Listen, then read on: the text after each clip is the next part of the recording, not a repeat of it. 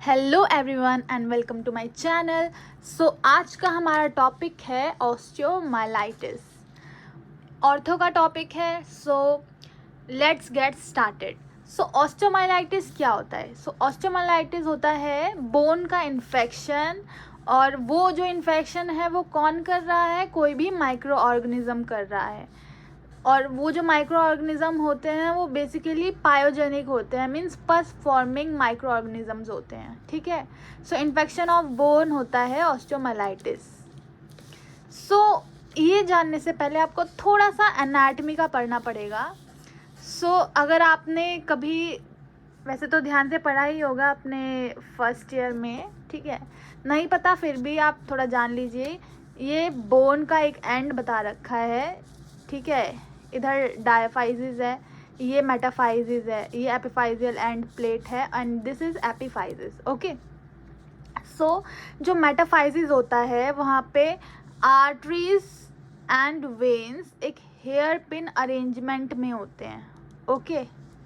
यहाँ पे इस तरह से हेयर पिन अरेंजमेंट में होते हैं। क्या होता है कि क्योंकि यहाँ पे मतलब बहुत ज़्यादा वेस्कुलराइज्ड जोन होता है, तो यहाँ पे कोई भी मतलब बैक्टीरिया जो है वो ब्लड के थ्रू आ जाता है और यहाँ पे इधर वहाँ कहीं पे भी यहाँ पे आके स्टक कर देता है, यहाँ पे आके रुक जाता है, क्योंकि वहाँ पे उसको ब्लड तो मिल ही रहा है अपनी पॉपुलेशन बढ़ाने के लिए, जितने भी नेसेसरी न्यूट्रिएंट्स वगैरह है वो उसको ब्लड से मिल रहा है। ठीक है। The blood stasis resulting from such an arrangement, इस अरेंजमेंट की वजह से वहाँ पे ब्लड स्टैसिस हो जाता है। ठीक है।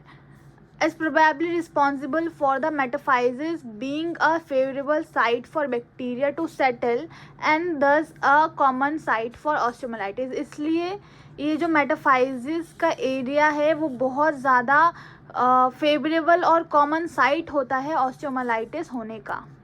ठीक है। अगर आपको इतना तक समझ आया तो थम्स अप दीजिए। Okay, thumbs up. अब ये तो हमें पता चल गया कि जो मेटाफाइजिस है वो कॉमनली इन्वॉल्व होती है ऑस्टियोमाइलाइटिस में।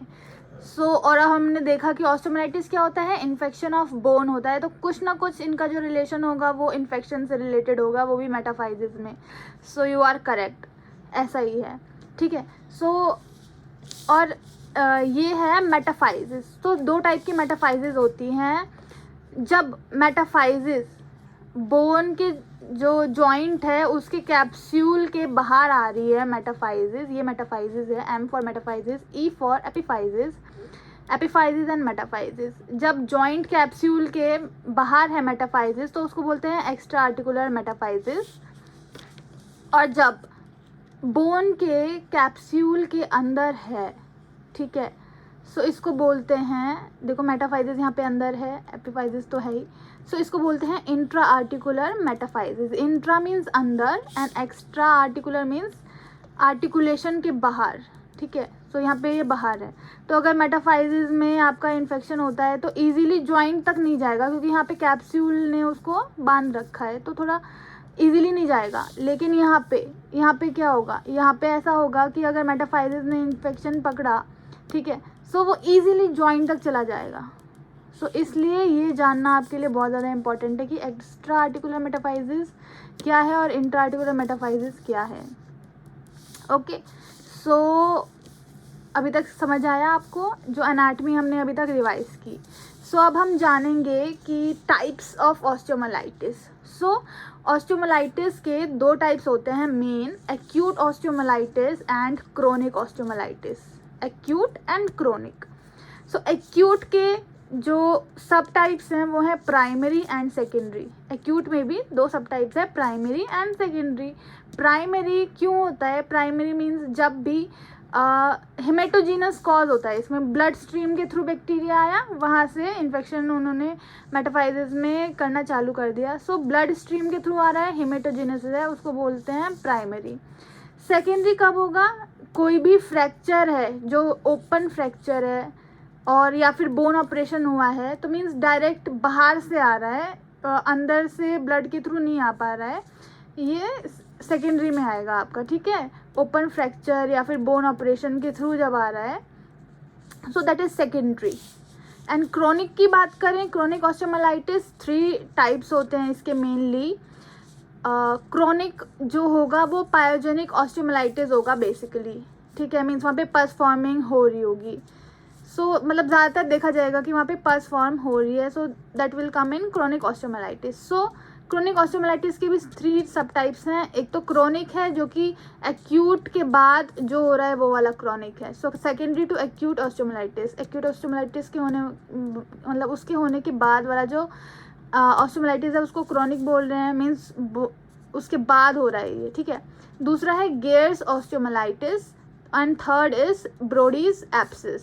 सो ये 3 टाइप्स के ऑस्टियोमाइलाइटिस क्रोनिक में आएंगे। एंड ये एक्यूट ऑस्टियोमाइलाइटिस हमने प्राइमरी और सेकेंडरी इनके सब टाइप्स पढ़े। सो आई होप आपको अभी तक समझ आया होगा, नींद नहीं आ रही होगी। अभी और भी पढ़ना है तो फटाफट से अच्छे से कंसंट्रेशन दीजिए, और ये बहुत ही इजी नोट्स हैं। सो अपना फोकस ध्यान रखिए, यहाँ पे फोकस लगाए रखिए, ठीक है, भटकना नहीं है। चलो let's continue. So acute osteomyelitis, सब एक्यूट ऑस्टियोमाइलाइटिस क्या होता है अब, तो एक्यूट ऑस्टियोमाइलाइटिस के बारे में थोड़ा सा जानते हैं। इसका जो कॉजेटिव ऑर्गेनिज्म होता है वो मोस्ट कॉमनली होता है स्टेफाइलोकोकस ऑरियस, कॉमनेस्ट होता है स्टेफाइलोकोकस ऑरियस। और भी होते हैं जैसे स्ट्रेप्टोकोकस और न्यूमोकोकस। कॉमनेस्ट साइड, अब कॉमनेस्ट साइड कहाँ पे होती है, मीन्स मोस्ट कॉमनली कहाँ पे देखा जाता है ऑस्टियोमाइलाइटिस, लोअर फीमोरल मेटाफाइजिस। तो जो फीमर है उसके नीचे वाली साइड पे जो मेटाफाइजिस है वहाँ पे ये कॉमनली देखा जाता है। फीमोरल के लोअर वाले एंड वाला जो मेटाफाइजिस है वहाँ पे ये कॉमनेस्ट होता है, ठीक है। और भी जगह होते हैं जैसे अपर टिबियल, अपर फीमोरल, अपर ह्यूमरल मेटाफाइजिस, ये इनमें भी होता है, लेकिन लोअर फीमोरल मेटाफाइजिस सबसे कॉमनेस्ट होती है, ठीक है। अब पैथोलॉजी के बारे में जानेंगे कि ये कैसे किस तरह से हो रहा है, ठीक है।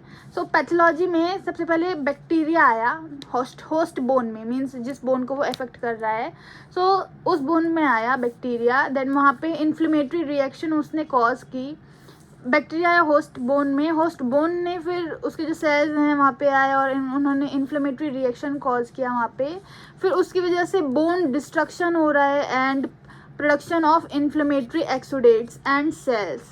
सो वहाँ पे क्योंकि बोन डिस्ट्रक्शन हुआ, जो हमारे बॉडी के सेल्स थे डिफेंसिव सेल्स, उन्होंने बैक्टीरिया के अगेंस्ट उन्होंने फाइट की, लड़ाई की उनसे, तो कुछ ना कुछ भी तो बचेगा ही। सो उसकी वजह से इन्फ्लेमेटरी एक्सुडेट हुआ और सेल हुए जिसको पस बोल रहे हैं, तो पस वहाँ पे फॉर्म हो गई है, ठीक है।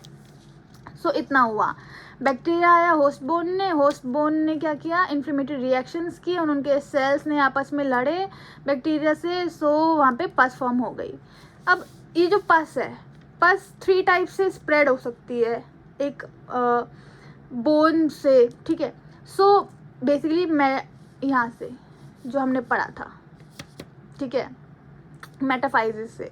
सो 3 टाइप्स में जो बोन है, बोन कह रही हूँ, पस है, जो पस स्प्रेड हो सकती है। एक तो अलोंग द मेडुलरी कैविटी के अलोंग, मीन्स ये जो आपका मेडुला था, मेडुलरी कैविटी इधर, मेटाफाइजिस के नीचे इधर होते हैं ना, डायफाइजिस में होती है मेडुलरी कैविटी, तो अगर नीचे आएगा तो वो उसको बोलेंगे अलोंग द मेडुलरी कैविटी। यहाँ पे क्या होगा कि थ्रोम्बस फॉर्म कर लेगा, वहाँ पे ब्लड क्लॉट कर देगा, तो वहाँ पे ब्लड सप्लाई रुक जाएगी, ठीक है, आर्टरीज में जाके वो ब्लड क्लॉट कर देगा, थ्रोम्बोसिस बना देगा, सो ब्लड सप्लाई वहाँ पे कट जाएगी। दूसरा है आउट ऑफ द कॉर्टेक्स, अगर कॉर्टेक्स की वो बाहर चला जाता है, सो इस तरह से, ठीक है। अगर एक्स्ट्रा कैप्सुलर है तो कॉर्टेक्स के बाहर चला जाएगा, ये कॉर्टेक्स के बाहर आ गया। कॉर्टेक्स मीन्स ये वाला बोन का आउटर साइड होता है ना, कॉर्टेक्स के बाहर आ गया और वहाँ से वो मसल्स में चला गया या बाहर स्प्रेड हो गया, इस तरह से हो सकता है, ठीक है।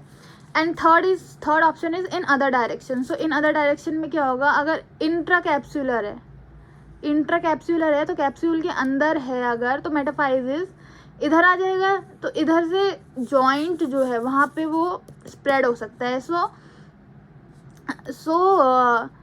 ये मैंने बताया था आउट ऑफ द कॉर्टेक्स, अगर कॉर्टेक्स के बाहर जा रहा है तो डैमेज करेगा पेरियोस्टल ब्लड सप्लाई को। Periosteal blood supply means bone की आउटर जो लेयर होती है उसको बोलते हैं पेरियोस्टम, उसकी ब्लड सप्लाई को वो हैम्पर करेगा, ठीक है, जिससे कि सीक्वेस्ट्रम बनेगी, डेड बोन इस तरह से उसको वो बनेगी उधर। सो इन अदर डायरेक्शन में अगर इंट्राकैप्सुलर है तो जॉइंट के पास जाएगा, spread to joints and form करेगा वो acute pyogenic arthritis, acute pus forming arthritis वो कॉज करेगा। सो आई होप आपको ये समझ आया होगा कि जो यहाँ पे पस बनी वो 3 डायरेक्शंस में फैली, एक तो मेडुलरी कैविटी के अलॉन्ग, ठीक है, एक कॉर्टेक्स के बाहर, और तीसरा इन अदर डायरेक्शन जॉइंट्स के पास। सो थोड़ा सा और डीप में पढ़ेंगे। इसमें मैंने ये बता दिया कि इनके भी जो हो रहे हैं वो उनके कॉन्सिक्वेंसेस क्या होंगे, ठीक है। सो अब हम पढ़ेंगे डायग्नोसिस। सो अब हम इसको डायग्नोस कैसे करेंगे, थोड़ा प्रेजेंटिंग कंप्लेंट पढ़ेंगे और एग्जामिनेशंस कैसे करेंगे। सो डायग्नोसिस के लिए बेसिकली ये क्लिनिकल होगा, जैसे जैसे जिस तरह से पेशेंट बताएगा, हिस्ट्री देगा, उस तरह से आप जान सकोगे, ठीक है।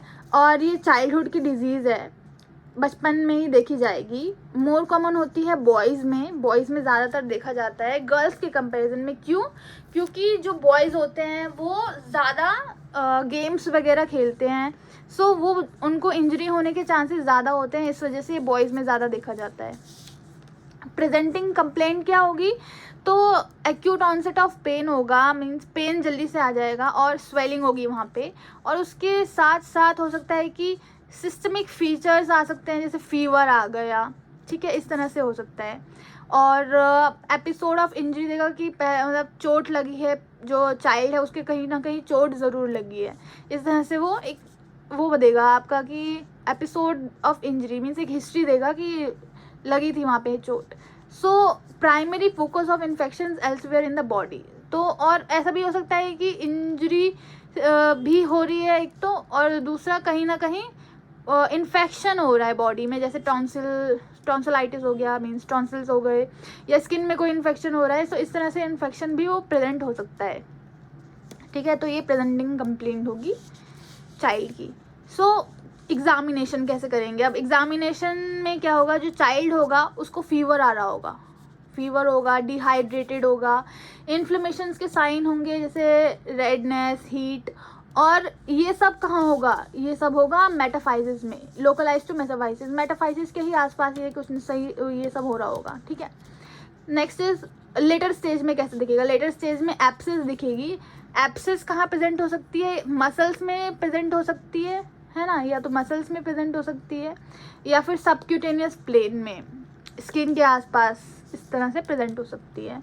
और क्या दिखेगा, हमें स्वेलिंग दिखेगी आसपास के जॉइंट में, आसपास के जॉइंट्स में हमें स्वेलिंग देखने को मिलेगी, ठीक है। सो अभी तक समझ आया? सो आगे बढ़ते हैं। सो अभी हमने डायग्नोसिस कर लिया, हमने प्रेजेंटिंग कंप्लेन कर ली, एग्जामिनेशन कर लिया, अब हम इन्वेस्टिगेशन करेंगे, ठीक है, आगे और जांच करेंगे। सो इन्वेस्टिगेशन में हम क्या क्या देखेंगे, ब्लड देखेंगे, एक्सरे देखेंगे एंड बोन स्कैन देखेंगे। सो ब्लड में क्या हमें मिलेगा, ब्लड में मिलेगा पॉलीमॉर्फोन्यूक्लियर ल्यूकोसाइटोसिस, ठीक है। सो ल्यूकोसाइट्स में जो है उनकी डेथ दिखेगी ब्लड के अंदर, ठीक है। And elevated erythrocyte sedimentary rate बढ़ा हुआ होगा, ठीक है। ब्लड सेल्स तो इंक्रीज ही होंगे वहाँ पे, क्योंकि इन्फ्लेमेटरी प्रोसेस हो रहा है, बैक्टीरिया के अगेंस्ट जो है बॉडी सेल्स, इम्यून सेल्स वो फाइट कर रहे हैं, तो वहाँ पे एलिवेटेड ESR मिलेगा। एट पीक ऑफ फीवर, जब फीवर बहुत ज़्यादा होगा जो चाइल्ड है उसको, तब वहाँ पे ब्लड कल्चर कर सकते हैं ताकि पॉजिटिव ऑर्गेनिज्म का पता चल सके कि स्ट्रेप्टोकोकस ही है कि या फिर कोई और है, स्टेफाइलोकोकस है, ऑरियस है कि नहीं है, या फिर हो सकता है कि कोई और सा बैक्टीरिया हो और हम गलत जज कर रहे हो कि वो स्टेफाइलोकोकस है। एक्सरे में क्या मिलेगा, सो एक्सरे में हम 7 to 10 डेज़ के बाद ही हमें कुछ ना कुछ मिलेगा। सो एकदम से एक्सरे कराएंगे तो नहीं दिखेगा चाइल्ड में, but after 7 to 10 days earliest sign होगा periosteal new bone deposition at metaphysis. जो मेटाफाइसिस है उसके पेरियोस्टियम पे न्यू बोन फॉर्मेशन दिखेगी, ठीक है, वहाँ पे न्यू बोन फॉर्मेशन दिखेगी। एंड बोन स्कैन में हम क्या देखेंगे कि जब हम उसमें बोन स्कैन में क्या करेंगे, टेक्नीशियम 99 हम यूज़ करते हैं, हम नहीं यूज़ करेंगे, वो लोग ही यूज़ करेंगे, ठीक है, जो बोन स्कैन कर रहे हैं। So increase uptake by bone metaphysis, so इसका जो अपटेक होगा वो मेटाफाइजिस में सबसे ज़्यादा देखने को मिलेगा, जो कि एक सिग्नल देगा कि ये कहीं ना कहीं ऑस्टियोमाइलाइटिस हो रहा है।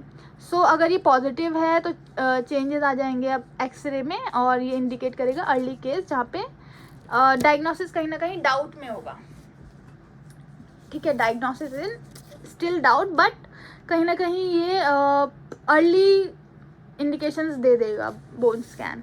ओके, अब डिफरेंशियल डायग्नोसिस, जो डिफरेंशियल डायग्नोसिस हम क्यों करेंगे, ताकि क्योंकि कुछ कुछ जो डिजीज़ होती है उनका कुछ सेम होता है, कुछ कुछ जो सिम्टम्स और साइंस होते हैं वो सेम होते हैं, तो ये जज करने के लिए कि कहीं वो दूसरा डिजीज़ तो नहीं है, सो इसलिए हम डिफरेंशियल डायग्नोसिस करते हैं। सो एक्यूट सेप्टिक अर्थराइटिस से हम डिफरेंशियल डायग्नोस करेंगे, तो इसमें क्या होगा, इसमें जो हो रहा है इसमें टेंडरनेस और स्वेलिंग मिलेगी, लेकिन वो जॉइंट के पास मिलेगी, वो मेटाफाइजिस के पास नहीं मिलेगी। एक्यूट रिमेटिक अर्थराइटिस में एलिवेटेड होगा ASLO टाइटर एलिवेटेड मिलेगा, और CRP values, C reactive protein values भी आपको एलिवेटेड मिल सकती है, ठीक है। स्कर्वी में क्या होगा कि जो पेन एब्सेंस होगा, पेन, टेंडरनेस और फीवर की, मतलब ये चीज़ नहीं होंगी स्कर्वी में, पेन, टेंडरनेस और फीवर नहीं होगा। एक्यूट पोलियोमाइलाइटिस की बात करें तो इसमें भी कोई भी टेंडरनेस नहीं होगी बोन में, और जबकि एक्यूट ऑस्टियोमाइलाइटिस में हम देख रहे हैं कि टेंडरनेस भी है, फीवर भी है, ठीक है, पेन भी है, स्वेलिंग भी है, ये सब है।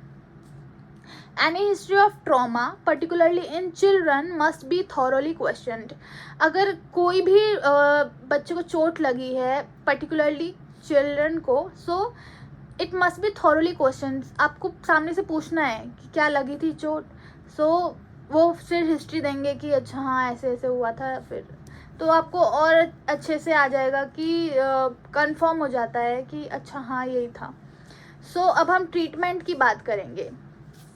ओके, सो ट्रीटमेंट इसमें बेसिकली हम 2 टाइप देखेंगे, टाइप नहीं बल्कि एक्यूट और क्रॉनिक थोड़ा सा फेज देखेंगे इसमें, कि जब जो चाइल्ड है वो 48 आवर्स के अंदर आ रहा है, ठीक है, and if the child is brought after 48 hours, अब वो 48 आवर्स के बाद आ रहा है तब, ठीक है, और 48 आवर्स से पहले आ रहा है तब क्या ट्रीटमेंट देंगे, 48 आवर्स के बाद आ रहा है तब क्या ट्रीटमेंट देंगे। सो इस तरह से जो चाइल्ड है उसको ट्रीटमेंट देंगे। अगर 48 आवर्स से पहले आ रहा है, ठीक है, अगर चाइल्ड को 2 दिन नहीं हुए हैं अभी और वो पहले ही आ गया डॉक्टर के पास, तो तब ये ट्रीटमेंट देंगे, एंड बाद में आ रहा है 2 डेज़ के बाद, तो ये ट्रीटमेंट देंगे। सो अगर 2 डेज से पहले आ रहा है, 48 आवर्स से पहले आ रहा है, सो नो फॉर्मेशन ऑफ पस, अभी पस नहीं बनी है, ना ही कोई इन्फ्लेमेटरी प्रोसेस हुआ है, ठीक है। और इन्फ्लेमेटरी अगर प्रोसेस हो भी रहा है तो उसको हम ट्रीट कर सकते हैं एंटीबायोटिक्स से। सो सबसे पहले इम्पॉर्टेंट 3 चीज़ें हो रहेंगी कि रेस्ट, एंटीबायोटिक्स एंड चाइल्ड को रिहाइड्रेटेड रखेंगे, क्योंकि वो डिहाइड्रेटेड था, हमने पढ़ा था। सो रेस्ट में जो लिम्ब है उसमें या तो स्प्लिंट लगा देंगे या फिर ट्रैक्शन से उसको रेस्ट देंगे, ठीक है। अब एंटीबायोटिक्स में अगर चाइल्ड जो है वो 4 ईयर्स से कम है तो कॉम्बिनेशन देंगे सिफेट्रॉक्सोन एंड वेनकोमाइसिन का। अगर चाइल्ड बड़े हैं, बच्चे बड़े हैं, तो कॉम्बिनेशन देंगे सिफेट्रियाक्सोन एंड स्लोकैक्सिलम, ओके, स्लोकैक्सिलिन का। सो एंटीबायोटिक्स हम चेंज करते रहेंगे, मतलब वो देखेंगे पहले कि सेंसिटिविटी या कल्चर रिपोर्ट में क्या है, सो उस अकॉर्डिंग ही उस बैक्टीरिया के अगेंस्ट एंटीबायोटिक देंगे। एंड चाइल्ड को रिहाइड्रेट करेंगे क्योंकि वो डिहाइड्रेटेड था, सो IV फ्लूइड्स से, इंट्रावेनस फ्लूइड्स से हम उसको रिहाइड्रेट करेंगे। एंड 4 आवर्ली टेम्परेचर चार्ट और पल्स रिकॉर्ड हम मेंटेन करेंगे चाइल्ड का। एंड वेट बियरिंग रिस्ट्रिक्शन हो जाएगी 6 to 8 वीक्स के लिए, ठीक है। सो अप्रॉक्स 2 मंथ्स के लिए वेट बियरिंग यहाँ पे रिस्ट्रिक्टेड दिखा रहे हैं, 1.5 to 2 मंथ्स तक। सो आफ्टर 2 वीक्स, 2 हफ्ते बाद जो एंटीबायोटिक्स होंगी उनको ओरल रूट के थ्रू दे सकते हैं 6 हफ्ते तक, ठीक है। पहले तो इंटरवीनसली दे रहे थे antibiotics, so after 2 weeks, not intravenously but जैसे भी दे रहे थे, सो उस हिसाब से जो एंटीबायोटिक्स हैं अब ओरल रूट के द्वारा देंगे 6 वीक्स तक। पहले हो सकता है कि इंटरवीनसली दे रहे हों, जस्ट गेसिंग। ओके, सो अब अगर चाइल्ड 48 आवर्स के बाद आ रहा है, ठीक है, एंड सिम्टम्स स्टार्ट हो गए हैं आना, सो कलेक्शन ऑफ पस, अब इसमें क्या हो गया है, 2 दिन बाद तक जो पस है वो बोन के बाहर या बोन के अंदर बन चुकी है, वहाँ पे कलेक्ट हो चुकी है, ठीक है। सो अल्ट्रासाउंड एग्जामिनेशन के द्वारा क्या होगा कि हम डीप कलेक्शन ऑफ पस को डिटेक्ट कर पाएंगे, अर्ली डिटेक्ट हो पाएगा अल्ट्रासाउंड के थ्रू कि वहाँ पे पस बन चुकी है कि नहीं बन चुकी है। इसमें सिर्फ 2 चीज़ें होंगी, सर्जिकल एक्सप्लोरेशन होगा, सर्जिकल मतलब मीन्स कि सर्जरी के द्वारा वहाँ पे एक्सप्लोर करेंगे और उस चीज़ को ड्रेन कर देंगे, जो पस है उसको ड्रेन कर देंगे। सो इसमें क्या करेंगे, इसमें भी रेस्ट, एंटीबायोटिक्स देंगे, हाइड्रेशन, ये सब पोस्ट ऑपरेटिवली कंटिन्यू रहेगा। And gradually inflammation is controlled, inflammation धीरे धीरे ठीक होगी और लिम्ब जो है वो यूज़ कर सकेगा जो चाइल्ड होगा। And antibiotics are continued for 6 weeks, और जो एंटीबायोटिक्स है वो 6 वीक्स तक उसको कंटिन्यू कर पाएगा, जो कंटिन्यू रखेगा जो चाइल्ड है उस पर, ठीक है। अब कॉम्प्लिकेशंस देख लेते हैं। सो कॉम्प्लिकेशंस 2 टाइप्स के हैं, general complications and local complications. General में हो सकता है सेप्टिसीमिया हो जाए या पाइएमिया हो जाए, ठीक है। एंड लोकल में chronic osteomyelitis, acute pyogenic arthritis, pathological fracture हो सकता है, this is for fracture, and growth plate disturbance आ सकती है क्योंकि वो ग्रोथ प्लेट के पास हो रहा है ना, इस वजह से। सो अब बात करते हैं सेकेंडरी ऑस्टियोमाइलाइटिस का। तो सेकेंडरी ऑस्टियोमाइलाइटिस का हमने पढ़ा था कि अगर ओपन वुंड है या फिर आफ्टर ऑपरेशन अगर कोई भी ऑस्टियोमाइलाइटिस हो रहा है, सो ये लेस सीवियर होता है एक्यूट ऑस्टियोमाइलाइटिस से, एंड इसको ड्रेनेज मिल जाती है क्योंकि वहाँ पे ओपन बोन है ही, ऑलरेडी ओपन वुंड है ही, तो वहाँ से ड्रेनेज मिल जाती है। एंड ये प्रिवेंट, हम इसको मीन्स एक्यूट ऑस्टियोमाइलाइटिस के कंपैरिजन में एडिकेट ट्रीटमेंट और स्टेराइल कंडीशन से बचा सकते हैं। ओके, सो अब बात करते हैं क्रोनिक ऑस्टियोमाइलाइटिस की। सो अभी तक हमने पढ़ा एक्यूट एंड सेकेंडरी ऑस्टियोमाइलाइटिस, अब हम पढ़ेंगे क्रोनिक ऑस्टियोमाइलाइटिस के बारे में। सो क्रोनिक 3 टाइप्स हमने देखे थे कि एक तो एक्यूट ऑस्टियोमाइलाइटिस के बाद जो हो रहा है वो chronic osteomyelitis, then Garre's osteomyelitis and Brodie's abscess. So अभी हम बात करेंगे वो ऑस्टियोमाइलाइटिस जो कि एक्यूट ऑस्टियोमाइलाइटिस के बाद हम देख रहे हैं। ओके, सो पैथोलॉजी अगर हम देखते हैं तो या तो ढंग से ट्रीटमेंट नहीं मिला एक्यूट टाइम पे, उस जो पैथोलॉजी हो रही थी उसको ढंग से ट्रीटमेंट नहीं मिला, या फिर डिले हो गया, ओके, देरी हो गई मिलने में। Okay, so type and virulence of organism, या फिर ऑर्गेनिज्म मतलब बहुत ज़्यादा डिफरेंट टाइप का है कि उसकी एंटीबायोटिक्स इस तरह से नहीं मिल पाई, या फिर बहुत ताकतवर है ऑर्गेनिज्म, ठीक है। और थर्ड क्या रीज़न हो सकता है कि रिड्यूस्ड होस्ट रेजिस्टेंस, होस्ट के पास इतनी रेजिस्टेंस ही नहीं है कि वो उस बैक्टीरिया से लड़ सके। ये 3 चीज़ें हो सकती हैं, या तो देरी हो गई, या फिर जो वायरस कह रही हूँ, बैक्टीरिया जो है वो मतलब इतना स्प्रेड हो गया, या फिर डिफरेंट टाइप का है कि उसको नहीं मिल पाया अच्छे से ट्रीटमेंट। और थर्ड कि होस्ट में ही, मतलब जिस पर्सन में हो रहा था उसमें इतनी इम्यून सिस्टम उसका उतना अच्छा नहीं था कि वो उससे फाइट कर सके। ओके, सो ये 3 रीज़न की वजह से सेकेंडरी ऑस्टियोमाइलाइटिस हो रहा है। सो इन्फेक्शन परसिस्ट, सो एक्यूट ऑस्टियोमाइलाइटिस में जो इन्फेक्शन हो रहा था वो अब परसिस्ट कर रहा है, ठीक है, वो उस टाइम पे परसिस्ट कर रहा है क्योंकि ढंग से ट्रीटमेंट तो मिल नहीं रहा है उसको। सो परसिस्ट कर रहा है, जिसकी वजह से क्या हो रहा है कि bone host generates more and more सब पेरियोस्टल न्यू बोन, वहाँ पे बहुत मीन्स पेरियोस्टम के बाहर अब न्यू बोन फॉर्मेशन हो रही है, लेकिन कुछ इसकी वजह से क्या हो रहा है कि बोन थिक हो रही है, मोटी हो रही है, थिकनिंग हो रही है बोन की।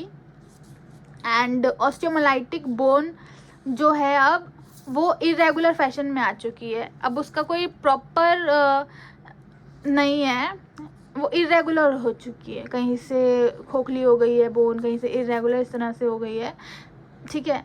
जैसे आप दीमक का घर देखते हो, दीमक का घर भी इरेगुलर टाइप होता है ना, उस तरह से जब दीमक लकड़ी को खाती है तो वो इरेगुलर हो जाता है, कहीं छेद हो रहे होते हैं, कहीं से टूटी हुई होती है लकड़ी, कहीं से ठीक होती है। तो इस तरह से इरेगुलर फैशन में ही यहाँ पे भी हो रहा है, ठीक है, बस बोन के साथ हो रहा है वो। एंड कंटिन्यूस डिस्चार्ज ऑफ पस, और उन छेदों में से जो होल्स हो रखे हैं उनको साइनस बोल रहे हैं, और उन साइनसेस में से पस डिस्चार्ज हो रहा है, ठीक है। पस डिस्चार्ज हो रहा है तो पस जब वो बाहर आएगा तो एक छेद बना लेगा, उसको बोल रहे हैं साइनस। ओके, सो साइनस ट्रैक्ट गेट्स फाइब्रोस्ड, और जो साइनस का ट्रैक्ट है वहाँ पे फाइब्रोस्ड हो जा रहा है वो, and sinus tract become fixed to bone, और वो बोन में अब फिक्स्ड हो गया है साइनस, ठीक है, जो होल है साइनस है वो फिक्स्ड हो चुका है। अब सीक्वेस्ट्रम किसे बोलते हैं? सो सीक्वेस्ट्रम मैं आपको दिखा देती हूँ कि किसको बोलते हैं। सो सीक्वेस्ट्रम एक डेड बोन होती है, ठीक है। सो अगर आप ये बोन का फोटो पिक्चर देख पा रहे हैं तो ये एक डेड बोन है जिसके भी इरेगुलर सरफेस हो रखे हैं और कहीं होल हो रखे हैं, ठीक है। सो इसको बोल रहे हैं sequestrum, a piece of dead bone. And involucrum, उसका जो बाहरी आउटर लेयर है बोन की, उसको बोल रहे हैं इन्वोल्क्रम, जिसमें कि सीक्वेस्ट्रम अंदर है, ठीक है। सो स्क्लेरोटिक बोन ओवरलाइंग अ सीक्वेस्ट्रम, सीक्वेस्ट्रम के बाहर जो बोन लाई कर रही है उसको इन्वोल्क्रम बोल रहे हैं।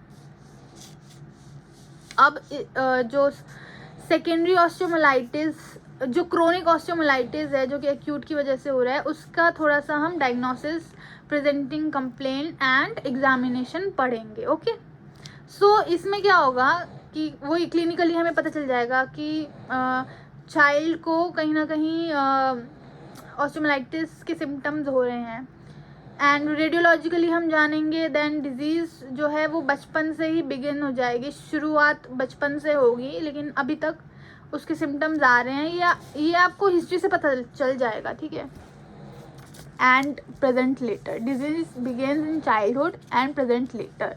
प्रेजेंटिंग कंप्लेंट्स क्या होंगी अब जो पर्सन है उसकी? सो क्रोनिक, एक क्रोनिक डिस्चार्जिंग साइनस होगा वहाँ पे, ठीक है, मीन्स वहाँ से एक क्रोनिक डिस्चार्जिंग साइनस होगा जहाँ से पस निकल रही होगी। Episode of acute osteomyelitis during childhood, ये हिस्ट्री देगा जो पर्सन है कि उसको पहले चाइल्डहुड में एक्यूट ऑस्टियोमाइलाइटिस हुआ है।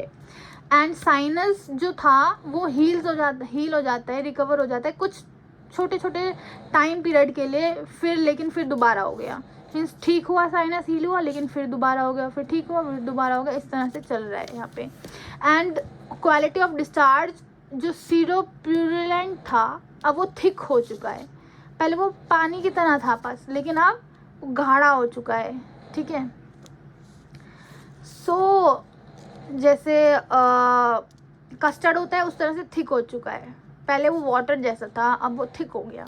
History of small bone fragments coming from sinus, और साइनस से छोटे छोटे बोन के टुकड़े बाहर आ रहे हैं, ये भी हिस्ट्री दे सकता है जो पर्सन है या पेशेंट है वो।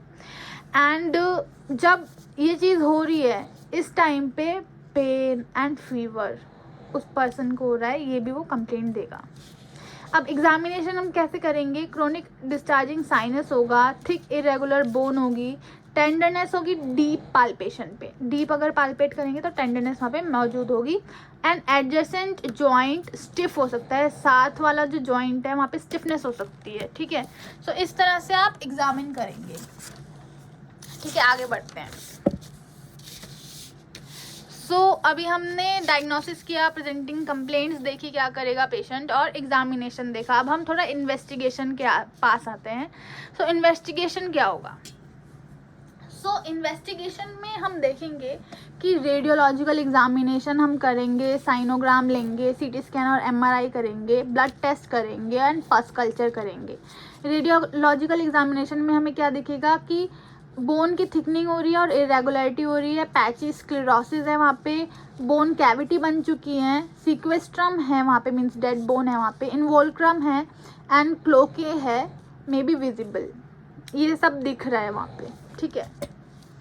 साइनोग्राम में रेडियो ओपेक डाई डालेंगे तो वहाँ पे क्लियर कट पिक्चर आ जाएगी कि कितनी जो बोन है वहाँ पे पस मीन्स वहाँ पे जो बोन है खोखली हो चुकी है साइनस से, इसमें एक डाई डालेंगे। सो रेडियो ओपेक डाई होगी, वो बता देगी कि क्या है, कितना प्रोपोर्शन है या जितनी परसेंटेज है, ठीक है।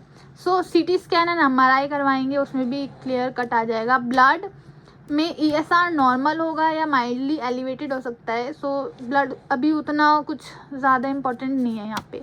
पस कल्चर करेंगे तो पॉजिटिव ऑर्गेनिज्म कौन है वो हमें पता चल जाएगा। स्टेफाइलोकोकस ऑरियस है तो हम जाएंगे कि ये ऑस्टियोमाइलिटिस से हो रहा है ना।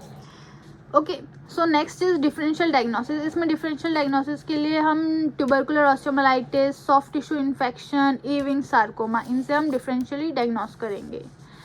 ट्रीटमेंट देखेंगे तो प्राइमरी सर्जिकल ट्रीटमेंट ही होगा यहाँ पे, क्योंकि अब इतना बढ़ चुका है ये। सो प्राइमरी में मतलब सर्जिकली ट्रीटमेंट होगा यहाँ पे अब। सो एम ये रहेगा कि डेड बोन को हटाना है, डेड स्पेस और कैविटीज़ को एलिमिनेट करना है, उनको भी हटाना है, और इन्फेक्टेड ग्रेनुलेशन टिश्यू और साइनसेस है उसको भी रिमूव करना है। अब यही रहेगा आपका टारगेट एम। सो ऑपरेटिव प्रोसीजर्स में सीक्वेस्ट्रेक्टमी होगा, सॉसराइजेशन होगा, क्यूरेटेज होगा, एक्सीजन ऑफ इन्फेक्टेड बोन कर सकते हैं और एम्पुटेशन कर देंगे वो, पर लेकिन ये बहुत रेयर होगा क्योंकि हर कोई चाहता है अपने हैंड्स अपने पास रखना, अपने फीट्स अपने पास रखना, ओके, अपने लेग्स अपने पास रखना। So no one wants to amputate, so it is very rare वैसे भी। सो सीक्वेस्ट्रेक्टमी में क्या होगा कि सीक्वेस्ट्रम जो डेड बोन है उसको रिमूव कर रहे हैं। सॉसराइजेशन में जैसे इस तरह से रिमूव कर देंगे बोन को जो जहाँ पे इन्फेक्शन हो रहा है, ठीक है। जैसे आप स्कूप निकालते हो आइसक्रीम की, उस तरह से सॉसराइज कर देंगे यहाँ पे, ठीक है। क्यूरेटेज करेंगे till underlying normal looking bone is seen. तब तक क्यूरेटेज वहाँ से करते रहेंगे जब तक कि नॉर्मल बोन वहाँ पे दिख नहीं जाती है, तब तक हटाते रहेंगे उस डेड बोन को। अब एक्सीजन कर सकते हैं इन्फेक्टेड बोन का। ये सब अलग अलग ऑप्शंस हैं, ठीक है। कोई सीक्वेस्ट्रेक्टमी में करवा सकता है, कोई सॉसराइजेशन करवा सकता है, कोई क्यूरेटेज करवा सकता है, ठीक है। और एम्पुटेशन रेयर है। So after surgery wound is closed. After surgery के बाद जो वुंड है उसको बंद कर देंगे and continuous suction irrigation system से वहाँ पे जो भी पस वस है उस सबको हटा देंगे वहाँ पे, ठीक है। सो यहाँ तक अभी समझ आया? सुपर्ब। सो आई होप आपको नींद नहीं आ रही होगी, बस अब थोड़ा सा रह गया है, फटाफट से कवर कर लेते हैं। अब इसके कॉम्प्लिकेशंस हो सकते हैं कि एक्यूट एग्जैबरेशंस हो सकता है वहाँ पे, मीन्स वही पस फॉर्मेशन इस तरह से मिल सकता है आपको, ग्रोथ एबनॉर्मलिटीज़ हो सकती है, shortening, lengthening, deformity, pathological fracture हो सकता है, ये सब कॉम्प्लिकेशंस है। जॉइंट में स्टिफनेस मौजूद हो सकती है, साइनस ट्रैक मैलिग्नेंसी हो सकती है, साइनस के थ्रू कोई मैलिग्नेंट ट्यूमर आ गया और वहाँ पे कैंसर पैदा कर दिया वहाँ पे, और एमाइलॉइडोसिस हो सकता है वहाँ पे, मीन्स बोन की जगह अब फाइब्रस टिश्यू है उसने ले ली है, ये मिल सकता है आपको एमाइलॉइडोसिस में, ठीक है। अब नेक्स्ट है Garre's osteomyelitis and Brodie's osteomyelitis. So Garre's osteomyelitis, Garre's osteomyelitis में क्या होगा कि ये दोनों बहुत छोटे छोटे टॉपिक हैं लेकिन इम्पॉर्टेंट भी है, क्योंकि क्वेश्चन कभी कभी पूछे जाते हैं कि ब्रोडीज एब्सेस में क्या देखने को मिलता है, गियर्स ऑस्टियोमाइलिटिस में क्या देखने को मिलता है। सो गियर्स ऑस्टियोमाइलिटिस में एक्चुअली गैरीज या गियर्स आप अपने हिसाब से एडजस्ट कर लेना। सो मैं यहाँ पे इसको गैरीज बोल रही हूँ, ओके। सो गैरीज ऑस्टियोमाइलिटिस में एक sclerosing non superlative chronic osteomyelitis होता है ये, मतलब यहाँ पे पस फॉर्मेशन नहीं हो रही है लेकिन यहाँ पे पस फॉर्मेशन हो रही है, ठीक है। ये एक्यूट लोकल पेन होगा, इसमें पायरेक्सिया मींस फीवर होगा, स्वेलिंग होगी, ये मौजूद होगा यहाँ पे, और टेंडरनेस होगी डीप पाल्पेशन में, डीपली अगर हम पाल्पेट करेंगे तो वहाँ पे टेंडरनेस होगी। एंड ये सिमिलर हो सकता है ईविंग्स और ऑस्टियोसार्कोमा के, सेम टू सेम हो सकता है दिखे वहाँ पे भी, ठीक है। और इसमें ट्रीटमेंट में क्या करेंगे, रेस्ट देंगे और एंटीबायोटिक्स देंगे, और जो होल्स हैं वहाँ पे पेन रिलीफ करवाएंगे, ठीक है। नेक्स्ट है ब्रोडीज एब्सेस। इसमें मैंने बताया था कि ये पस फॉर्मिंग है, chronic bone abscess containing pus और jelly like granulation tissue surrounded by zone of sclerosis. So इस तरह से होगा। मैं आपको एक पिक्चर दिखा देती हूँ।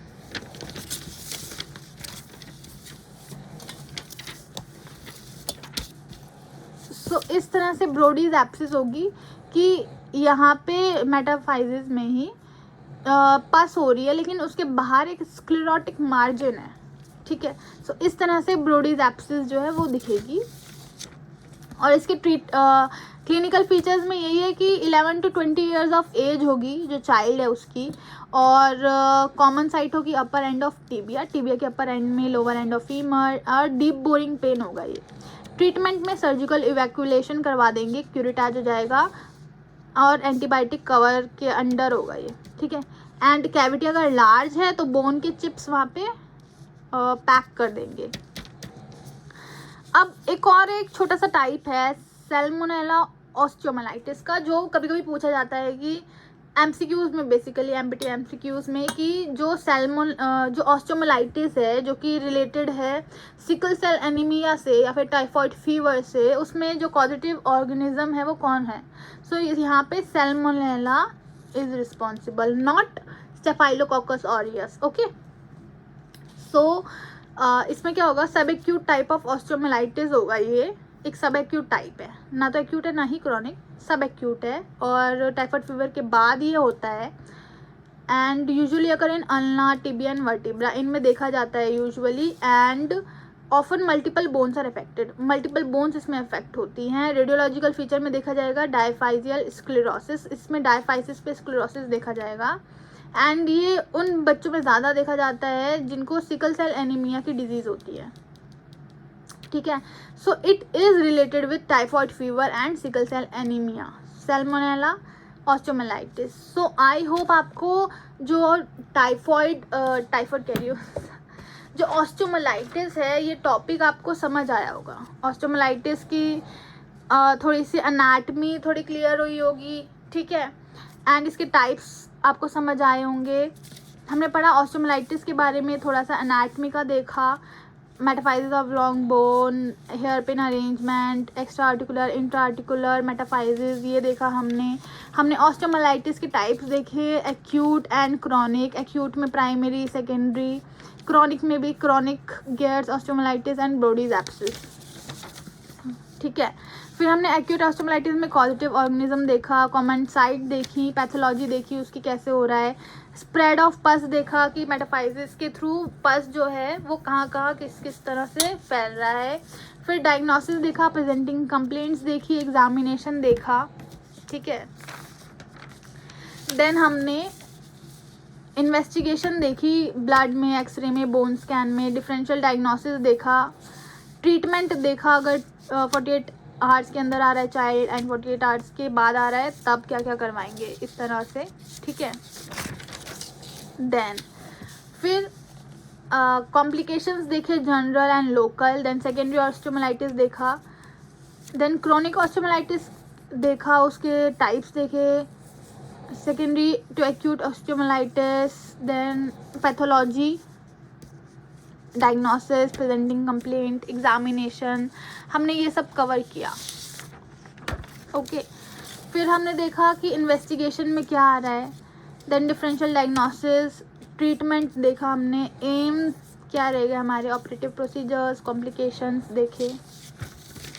देन हमने Gary's osteomyelitis and Brodie's abscess के बारे में सुना और समझा। एंड देन हमने सैल्मोनेला ऑस्टियोमाइलिटिस के बारे में पढ़ा। सो आई होप आपको मेरी वीडियो, ये बनाई हुई नोट्स अच्छे लगे होंगे। एंड अच्छे लगे होंगे तो प्लीज़ चैनल को सब्सक्राइब ज़रूर करना। एंड अगर आपको ये नोट्स PDF के फॉर्म में चाहिए तो प्लीज़ आप ज़रूर कमेंट में लिखना। एंड मेरे इंस्टा जो चैनल है उसको ज़रूर फॉलो करें, वहाँ पे भी मैं MCQs फिजियोथेरेपी से रिलेटेड जो होते हैं उनको अपलोड करते रहती हूँ। सो प्लीज़ कनेक्ट करिएगा। एंड वीडियो अच्छी लगी हो तो इस वीडियो पे कमेंट अच्छे से कीजिएगा। एंड जो भी अगर कोई भी प्रॉब्लम है या कोई भी क्वेश्चन है या फिर कोई और टॉपिक से रिलेटेड भी क्वेश्चन है तो प्लीज़ ज़रूर आप कमेंट कर सकते हैं। सो चैनल को सब्सक्राइब कीजिए, वीडियो को लाइक कीजिए, कमेंट कीजिए and stay tuned for upcoming videos. Thank you so much for watching my video. Thank you so much. Bye, take care.